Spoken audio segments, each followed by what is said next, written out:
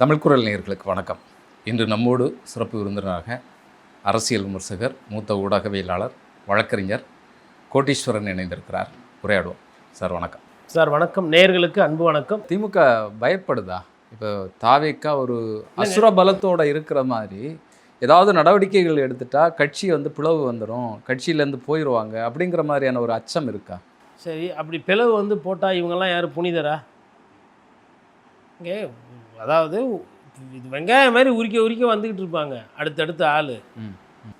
இப்போது சரி, போகிறவங்க போகிறாங்க, 4 பேர் போகிறாங்க, என்ன பேசும் ஊர்? அவங்கள ஜெயிக்கிறவரெலாம் இருந்தாங்க, தோத்தவொன்னே விட்டுட்டு போயிட்டாங்க ஸ்டாலினை, தோத்தவொன்னே விட்டுட்டு போயிட்டாங்க எடப்பாடி பழனிசாமி. இப்படி தானே வரும் வாதம். பதவி இருந்தால் இருக்கிறேன்றீங்க, பதவி பிடிங்கினா ஓடி போயிறீங்க. அப்போ உங்களுக்கு பேர் என்ன? பதவி பிரியரா இல்லை பதவி வெறியரா? என்னென்னு வைக்கலாம் உங்கள் பேரை? கட்சி இப்போ இன்றைக்கி சட்டமன்றத்தில் இவ்வளோ விஷயம்லாம் நடக்குது. ஒரு பழைய திமுக மாதிரி இல்லையே செயல்பாடு, அந்த வீரியம் இல்லையே. அதுதான் ஏன் அந்த இவ்வளோ பிரச்சனைகள் இருக்குது. அதுதான் அது ஏன் அப்படின்னா, எல்லாம் இப்போது சார், இப்போ நான் இப்போ ஒரு மெடல் அடிக்கணும்னு வச்சுக்கோங்க சார். இப்போ நான் ஒரு 4-5 மெடல் வாங்கிட்டேன்னா எனக்கு 5ஆவது மெடல் வாங்குறது ஒன்றும் பெருசாக தெரியாது.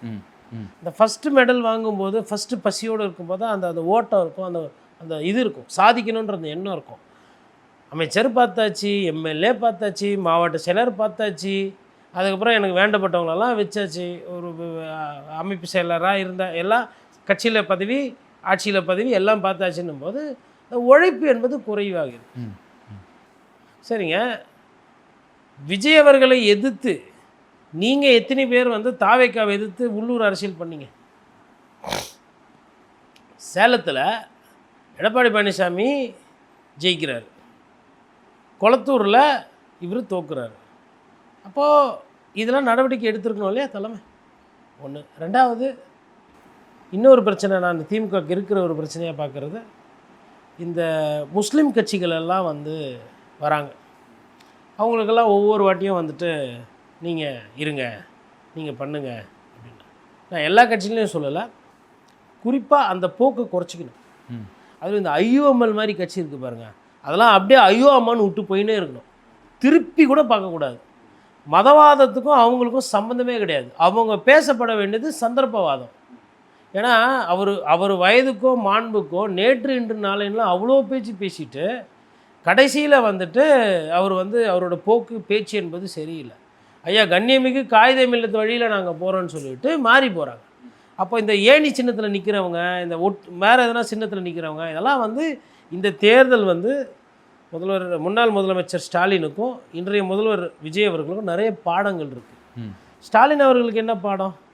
சம்டைம்ஸ் மக்களுக்கு ஒரு சில விஷயங்கள் பண்ணுறது பிடிக்கலை.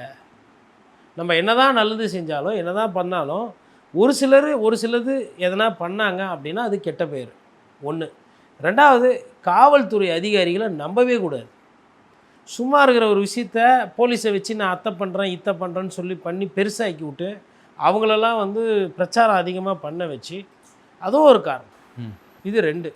மூன்றாவது, அதிகாரிகளை ரொம்ப நம்பினீங்கன்னா அவங்க உங்கள் தலையில் மிளகா அரைச்சிட்டு போயிடும். இதெல்லாம் நடந்தது. 4வது, இந்த ரொட்டேஷன் பண்ணல, மாவட்ட செயலர்கள் மாற்றலை, புதுசாக வந்தவங்களுக்கு வாய்ப்பு கொடுக்கல, இதெல்லாம் பண்ணது தான் ஒரு காரணம். அதாவது வெறும் திமுக திருப்பி ஜெயிச்சதே கிடையாது, திமுக எப்பயுமே ஆட்சிக்கு வராது அப்படின்னு இல்லை, ஆட்சிக்கு வராமல் போகிறதுக்கு இதெல்லாம் காரணம். இன்னொன்று ரொம்ப முக்கியமான காரணம், அன்றைய முதலமைச்சரோட அந்த கண்ணியமான போக்கு. ஒரு கட்சி தலைவர் தொண்டெல்லாம் நான் இறக்கணும்னு நினைக்க மாட்டான் அப்படின்னது. அப்புறம் எதுக்கு விஜய் அவர்கள் போய் சார், அவர் சாஃப்ட் இல்லை சார், நம்பி ஏமாந்தார் சார். அவர் விஜய் சாரை நம்புகிறாரு.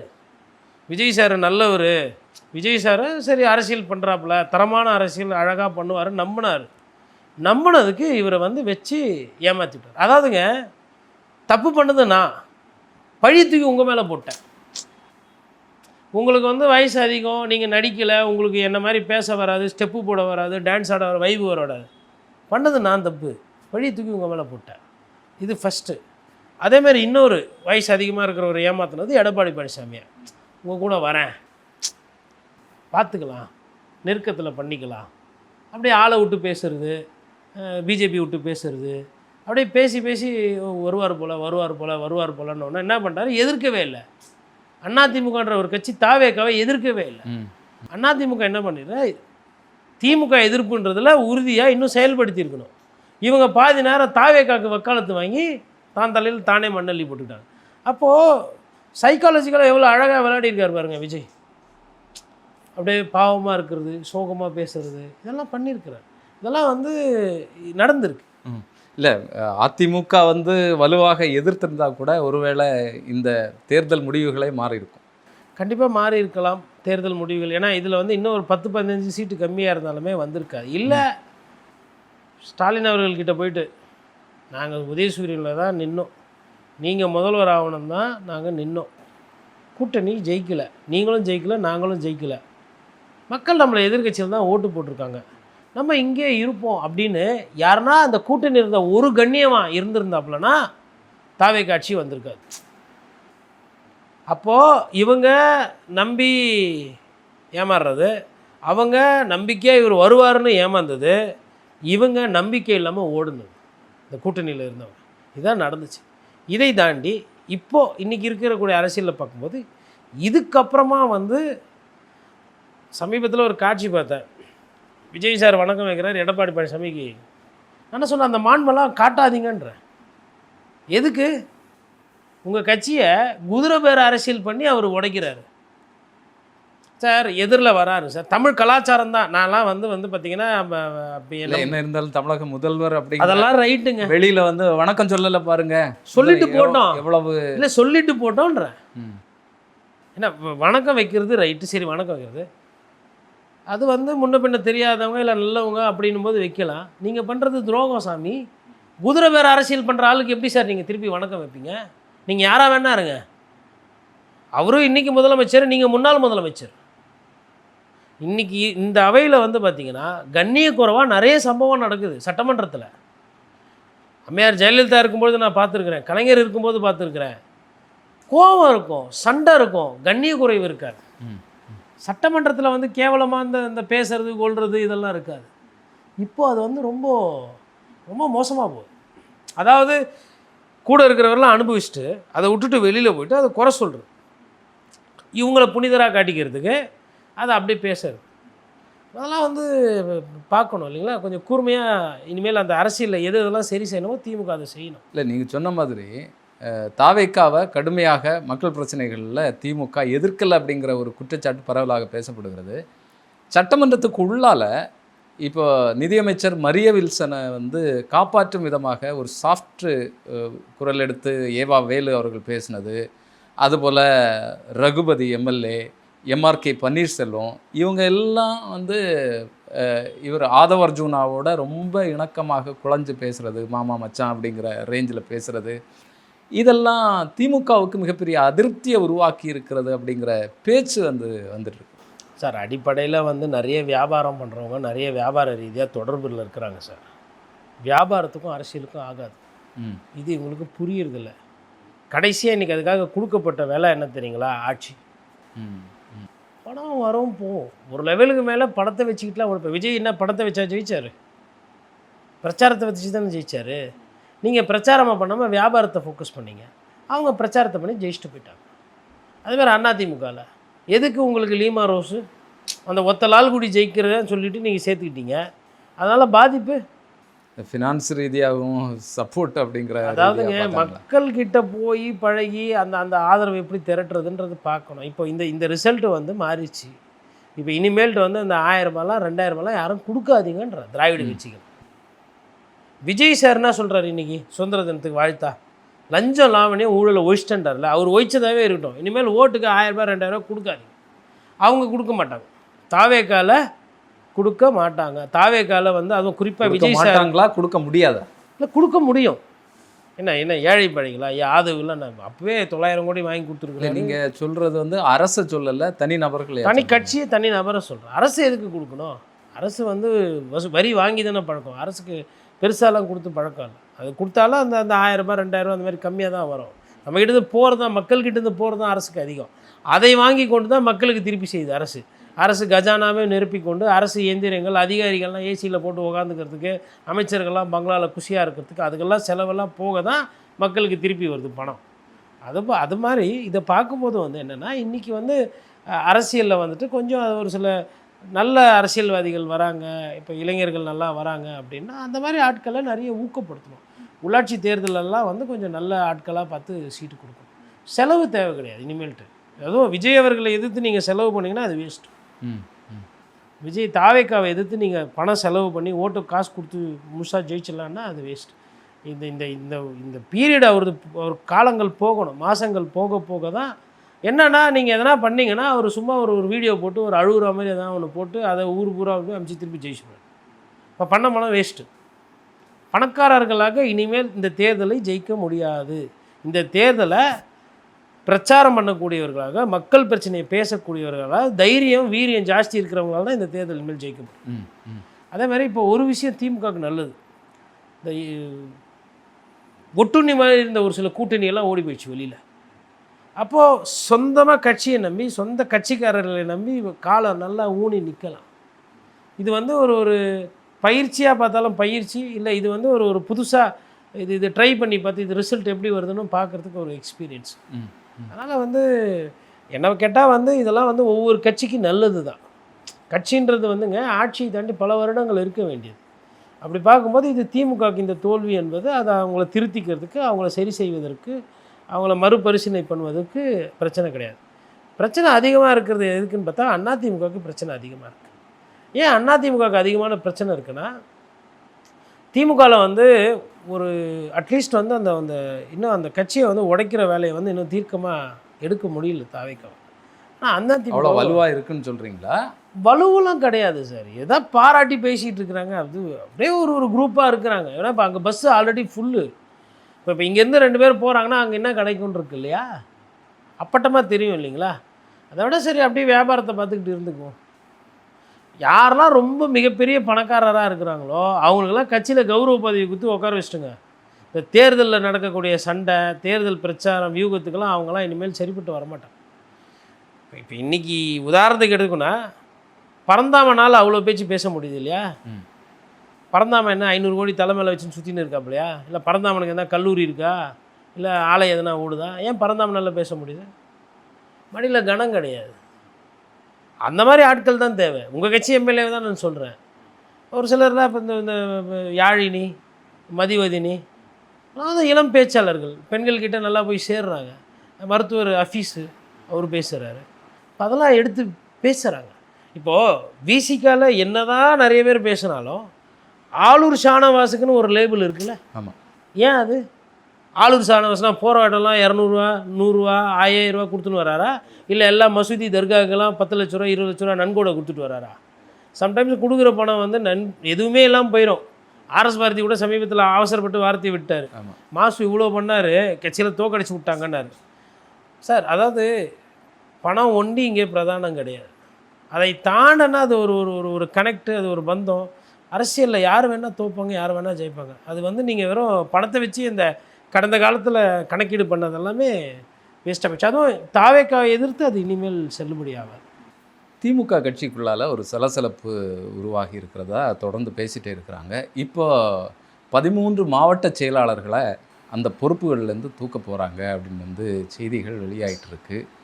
இது எப்படி பார்க்குறது? இது வந்து ஆட்சிக்கு பிறகு தோல்வியினால் இந்த முடிவுக்கு வந்து திமுக வருதா, இல்லைன்னா முழுமையாக கட்சியை புதுப்பிக்கணும் அப்படிங்கிற ஒரு இடத்துலேருந்து இதை செய்கிறாங்க? அது ஒரு 2 நாளாக அந்த செய்தி வந்து கொஞ்சம் அதிகமாக வருது சார். நிறைய பேர் பேசுகிறாங்க இந்த மாதிரி மாற்ற போகிறாங்கன்ற மாதிரி. அப்புறம் காலையில் நீங்கள் கூட ஒரு செய்தி ஒன்று பகிர்ந்துருந்தீங்க. ஆனால் எனக்கு வந்து அந்த செய்தியில் வந்து ஒரு ஆச்சரியம். ஏன்னா வெறும் 13 பேர் தானா அப்படின்னு. ஏன்னா பர்ஃபார்மன்ஸ் வந்து பார்த்திங்கன்னா நிறைய இடத்துல வந்து தாவேக்கா வந்து பண்ண அளவுக்கு திமுக பண்ணலை. இவங்க ஆட்சியில் இருந்தாங்க, ஒரு சில திட்டங்கள் கொண்டு போனாங்க, அதெல்லாம் இருந்தாலுமே கூட ஒரு சில இடத்துலலாம் வந்து ரொம்ப மோசமான ஒரு பர்ஃபார்மன்ஸ். அது நம்பினதுனாலையோ, நம்ம தான் வருவோம் அப்படின்னு அது கண்மூடித்தனமாக நம்பினது, அதிகாரிகள் பேச்சு கேட்டது. அதிகாரிகளும் வந்து சம்டைம்ஸ் வந்துட்டு ஒரு அரசுக்கு வந்துங்க, அதாவது வெளிப்படையாக பேசிடுவோமே, கலைஞர் ஆட்சி காலத்துலலாம் வந்து நிறைய பேர் வந்து வேலை கிடைக்குங்க. அவங்கள போய் கேட்டால் என்ன சொல்லுவாங்கன்னா, கலைஞர் பீரியடில் என்ன வேலைக்கு போட்டாங்கன்னுவாங்க. அதேமாரி அது ரொம்ப அதிகமாக இருக்கிற ஒரு துறை எதுன்னு பார்த்தீங்கன்னா, இந்த விளம்பரத்துறை. இப்போ பத்திரிகை அது டிஐபிஆர் இருக்கு பாருங்க, இன்ஃபர்மேஷன் அண்ட் பப்ளிக் ரிலேஷன்ஸில் பார்த்தீங்கன்னா, நிறைய ஏபிஆர்ஓ போட்டிருப்பாங்க, அவங்க பிஆர்ஓவாக வருவாங்க. இந்த 5 வருஷத்தில் பார்த்திங்கன்னா, போதிய அளவுக்கு வந்து பெருசாக வந்து வேலை வந்து யாருக்கும் போட்டு கொடுக்கல. அது வந்து ஒரு பெரிய பின்னடைவு. அதேமாதிரி அரசு ஊழியர்கள் வந்து நிறைய பேர் வந்து திமுகவுக்கு ஓட்டு போடலை அப்படின்றதும் உண்மை. இப்போ இந்த 2த்துக்கு என்ன எல்லாம் காரணம் அப்படின்னு பார்த்திங்கன்னா, ஒரு சைடு வந்து இந்த ஒரு சில மாவட்ட செயலர்களோட அணுகுமுறை, ஒரு சில சைடு வந்து அதிகாரிகளோட அணுகுமுறை. என்ன அப்படின்னா, இப்போ பெரியசாமி இருக்கிறார், அவருக்கும் கலைஞர்களுக்கும் அவர்களுக்கும் நிறைய கருத்து வேறுபாடு உண்டு. ஆனால் ஒரு விஷயத்தில் 2 பேருமே ஒத்துமையாக இருப்பாங்க. அதாவது திமுக அப்படின்ற அந்த ஒரு விஷயத்தை தாண்டி என்னென்னா, இந்த ஊரில் இருக்கிறவங்க எதனா வேலை வாய்ப்பு சம்மந்தமாக போனால் எதனா பண்ணி கொடுக்கணும், பத்திரப்பதிவு சம்மந்தமாக அந்த மாதிரி எதனா போனோன்னா கட்சிக்காரங்க போனால் அவங்களுக்கு பண்ணி கொடுக்கணும் அப்படின்ற மாதிரி. அப்போ இந்த மாதிரி விஷயங்கள் எல்லாம் வந்து பழைய திமுககாரங்க அதெல்லாம் வந்து ரொம்ப கான்சன்ட்ரேட் பண்ணி பண்ணாங்க. அதுக்கு இன்னொரு எடுத்துக்காட்டுன்னு பார்த்திங்கன்னா, கோசிமணி அவர்கள். கோசிமணி அவர்கள் தவறின பொழுது கூட கலைஞர் வந்து கடிதம்லாம் எழுதியிருப்பார்.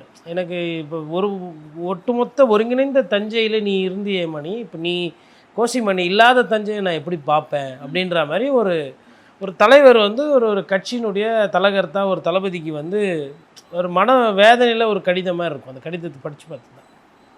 அதே மாதிரி இப்போ சுப்பிரமணியன் வந்து ஒரு பீரியடில் பண்ணிக்கிட்டு இருந்தார். அவர் மேயராக இருந்த பொழுது இருந்த அந்த ஒரு நல்ல பெயரோ இல்லை ஒரு நல்ல ஒரு விஷயமோ அவருக்கு சுகாதாரத்துறை அமைச்சராக கிடைக்கல.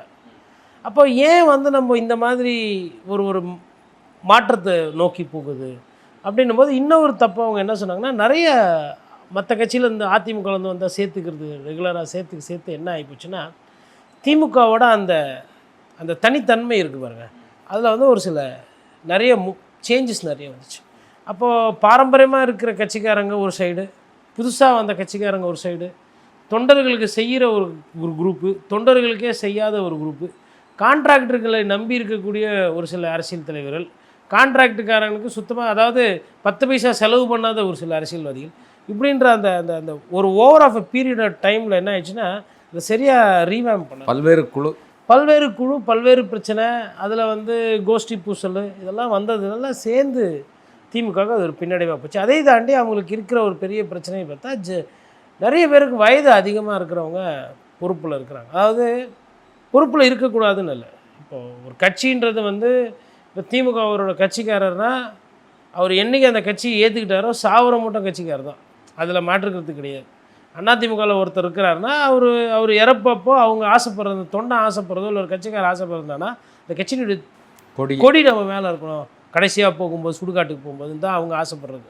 எவ்வளோ கட்சிக்காரங்க வந்து மாலை போடுறாங்க அப்படின்றது அதெல்லாம் ஒரு எதிர்பார்ப்பு இருக்குது கட்சிக்காரங்க. அதனால் பதவியை வந்து பிடுங்கணும், பதவி அப்படின்னு இல்லை. பொதுவாக என்ன பண்ணுவாங்கன்னா, இந்த மாவட்ட செயலர் பொறுப்பில் இருக்கிறவங்க தான் வந்து இந்த வேலை வாங்குறது, பூத்து வேலை வாங்குறது, அதுக்கு வந்து கொஞ்சம் வயது கம்மியாக இருக்கிறவங்கள போட்டால் கொஞ்சம் வேகமாக செயல்படுவாங்க. திமுகவில் என்ன ஆகி போச்சுன்னா, நிறைய பேர் வந்து வயசு அதிகமாகி போச்சு, அவங்களால வந்து அந்த பழைய மாதிரி செயல்பட முடியல. இவங்களை எடுத்து மாற்றினா பிரச்சனை வந்துடும் சொல்லிட்டு ஓவர் டைம் விட்டுட்டாங்க. அதெல்லாம் அந்த அதிகாரத்தை பிடிச்சிட்டு இருக்கிறது, அதை வந்து யாருக்கும் கொடுக்கறதில்ல. நான் இல்லை அப்படின்னா எனக்கு பின்னாடி என் மகன், அப்படி ஒரு பிரச்சனை. அப்போ இந்த பிரச்சனையில் சிக்கினதுனால ப்ளஸ் ஆட்சி 5 வருஷம் இருக்கும்போது ஆட்சிக்கு எதிரான பேர், இந்த மாவட்ட செயலர்கள் இவங்களே உட்காந்துருக்கிறது, இதெல்லாம் சேர்த்து வச்சு தான் அவங்களுக்கு வந்து சிக்கல். இல்லைனா இன்னும் ஒரு 15 சீட்டு கூட அவங்க வந்திருக்கலாம். இப்போ இது ஒரு சிக்கல். இப்போ எனக்கு வர செய்தி வந்து என்னென்னா, நீங்கள் சொன்ன மாதிரி அந்த ஒரு 13 பேர் மாற்றுறாங்க. ஆக்சுவலாக நீங்கள் கூட்டி கழிச்சு பார்த்தீங்கன்னா, எங்கெல்லாம் பர்ஃபார்ம் பண்ணலையோ அங்கேயுமே மாற்றணும். இப்போ உதாரணத்துக்கு இப்போ சென்னை எடுத்திங்கன்னா, சென்னையில் வந்து பர்ஃபார்மன்ஸ் கிடையாது. இப்போ நிறைய பேர் 4 சீட்டு 5 சீட்டு ஒரு மாவட்ட செயலர் பார்க்குறாருன்னா எதுக்கு? 5 சீட்டு தோற்று போகிறதுக்கு எதுக்கு? 5 எம்எல்ஏ சீட்டு தோக்குறாங்க, இல்லை 6 எம்எல்ஏ சீட்டை நான் பார்த்துக்கிறேன், சென்னை என் கோட்டைன்னு சொன்னாங்கன்னா அவங்களுக்கு எதுக்கு மாவட்ட செயலர்? எல்லாரையும் மாற்றணுன்றது கிடையாது, அட்லீஸ்ட் குறைக்கலாம் இல்லையா? புரியுது. இப்போ திமுக வந்து இன்னும் ஒரு மாவட்ட செயலரை வந்து இன்னும் கூட கொஞ்சம் எண்ணிக்கைகள்லாம் ஏற்றலாம், சென்னை மாதிரி நகரங்களில். அது மாதிரி கோயம்புத்தூர்லாம் கூட பார்த்திங்கன்னா எதிர்பார்த்த அளவுக்கு பர்ஃபார்மன்ஸ் இல்லை, ஆனால் பயங்கரமாக பேசப்பட்டது இது. இப்போ இது என்ன பாடம்? ஐயா செந்தில் பாலாஜி கரூர்லேயே நின்று இருந்தால் கரூர் மாவட்டம் நல்லா பண்ணியிருக்கோம் திமுக. நான் கோயம்புத்தூரில் போய் அத்தை பிடிக்கிறேன்னு சொல்லிவிட்டு வெளியூர் போய் நான் முதலே பிடிக்கிறேன்னு சொல்லிட்டு உள்ளூரில் ஓனானையும் பிடிக்காமல் விட்டுட்டோம். அது மாதிரி தான் ஆச்சு. அதனால் இப்போ கோயம்புத்தூர் ஒரு பேயடி திமுகவுக்கு, அதேமாதிரி சென்னை ஒரு பேயடி, அதிமுகவுக்கும் இது பொருந்தும். அதிமுகலையும் இதே பிரச்சனை. இந்த இளம் தலைமுறைகள் நிறைய பேர் இருக்கிறாங்க, திமுக அதிமுக இல்லை கட்சிக்கு வெளியில் இருப்பாங்க. இப்போது நிறைய பேர் இந்த சாரையாக விட்டு ஓடுறாங்க. இது வந்து ஒரு சில்வர் லைனிங் என்று ஆங்கிலத்தில் சொல்லுவாங்க. தோல்வி வந்துச்சு அப்படின்னு விட்டு ஓடுறதெல்லாம் வந்து எப்படியா இருந்தாலும் ஓடுனதுன்னு சொல்லிட்டு அதெல்லாம் விட்டுட்டு இப்போ இருக்கிற குரூப்பில் பார்க்கும்போது இளம் தலைவர்கள், யங்ஸ்டர்ஸு யார் துடிப்பாக இருக்கிறாங்க. சம்டைம்ஸ் காசு பணம் இருக்காது. அப்போ கட்சி தலைமை தான் வந்து என்ன பண்ணுன்னா அவங்கள அடையாளம் காட்டி அவங்களுக்கு ஒரு சில கூட்டம்லாம் போடுறதுனா வந்து அவங்களுக்கு ஒரு சில உதவியெல்லாம் பண்ணி கூட செயல்பாடு பண்ண. இப்போ உதாரணத்துக்கு இப்போ அதிமுகவில் காளியம்மாள் எடுத்திங்கன்னா, காளியம்மாள் ஒரு நல்ல பேச்சாளர். காளியம்மாள் கிட்ட போய்ட்டு நீங்கள் ஒரு 15 கோடி கேட்டிங்கன்னா இருக்காது பணம். இப்போ காளியம்மாளை நீங்கள் எப்படி பயன்படுத்த முடியும்? 15 கோடி யார் வேணால் கொடுப்பாங்க. ஆனால் முதல்வர் விஜய் எதிர்த்து பேசணும், முதல்வர் விஜய் எதிர்த்து ஒரு கருத்தாக்கத்தை உருவாக்கணும்னா அது காளியம்மாளை தான் முடியும். நிச்சயமாக 15 கோடி கொடுத்து யார் வேணால் சீட்டு வாங்குவாங்க. ஒரு அதிமுகவில் ஒரு எடுத்துக்காட்டுக்கு சொல்கிறேன். அதே மாதிரி இப்போது திமுகவில் நாம் தமிழர் கட்சியிலேருந்துலாம் வந்து ஒரு சிலர் வந்து சேர்ந்துருக்குறாங்க. அவங்களோட வாதங்களோ அவங்களோட பிரச்சனையோ அவங்களோட பிரச்சாரம் பார்த்திங்கன்னா எதுவும் பிரச்சனை கிடையாது. ஏன்னா திமுக வளர்ந்தது கொண்டது எல்லாமே வந்து பேச்சாளர்களை வைத்து. இப்போ என்ன ஆகி போச்சுன்னா ஒரு லெவலுக்கு மேலே திமுகலே சரி அதிமுகலே சரி பேச்சாளர்கள் இல்லை. ஒன்று. ரெண்டாவது, இந்த மாவட்ட செயலர்கள் எல்லாமே வந்து 20 வருஷமாக இருக்கிறது, 25 வருஷமாக இருக்கிறது, அதெல்லாம் மாற்றலை. இப்போ தோத்துட்டா நடவடிக்கை எடுத்துடலாமா அப்படின்னா, இப்போ திருப்பத்தூரில் பெரிய கருப்பன் தோத்தார். இப்போ அவர் மீது நடவடிக்கை எடுக்கிறீங்கன்னா அது பாவமாக இருக்கும். ஏன் பாவம்னா ஒரு ஓட்டில் தோற்றுருக்குறார். கொஞ்சம் யதார்த்தத்தை பார்க்கணும். செயல்படாமலே இருப்பாங்க. இப்போ ஒரு ஓட்டில் தோற்றது வந்து ஆல்ரெடி அவரே முதுகில் குத்தி வாங்கி உட்காந்துருப்பார். என்னடா ஒரு ஓட்டில் நம்ம ஊருக்காரங்க நம்மளை போட்டாங்கன்னா, இப்போ தலைமையாக அந்த பொறுப்பு எடுக்குதுன்னு வச்சுக்கோங்களேன், அது கஷ்டமாக. ஒரு சில பேர் பார்த்திங்கன்னா 30,000 ஓட்டில் அந்த தொகுதியில் தோற்று போயிருப்பாங்க, இல்லை 15,000 ஓட்டில் தோற்று போயிருப்பாங்க. இல்லை முக்கியமாக குறிப்பாக குளத்தூர் ஒரு முதலமைச்சராக இருக்கிறவர், அடுத்து திருப்பியும் அவர் தான் முதல்வர் வேட்பாளர், அவர் தான் கட்சி வேட்பாளரும் போது அங்கே அந்த கட்சி வேலையை பார்க்கல கொள்ளலைன்னா அதெல்லாம் எனக்கு வந்து சர்ப்ரைஸு. இது வரலும் நடவடிக்கை இல்லைன்னும் போது இது எந்த விதமான விஷயம்னு எனக்கு புரியல. தொடர்ந்து பேசுவோம் சார். உங்களுடைய நேரத்திற்கும் கருத்திற்கும் நன்றி.